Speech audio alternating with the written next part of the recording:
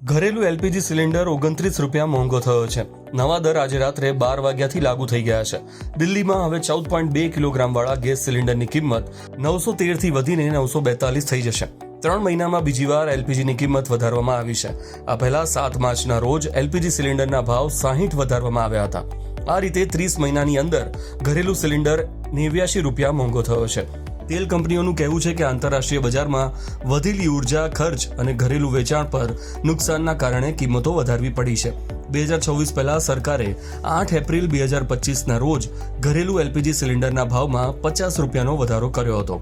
1 March 2024ના રોજ commercial gas સિલિન્ડરના ભાવ 31 રૂપિયા સુધી વધારવામાં આવ્યા હતા. 5 કિલોગ્રામ વાળા એલપીજી સિલિન્ડરની કિંમતોમાં પણ 11 રૂપિયાનો વધારો કરવામાં આવ્યો હતો, જેનાથી તેની કિંમત 821.50 રૂપિયા થઈ ગઈ છે.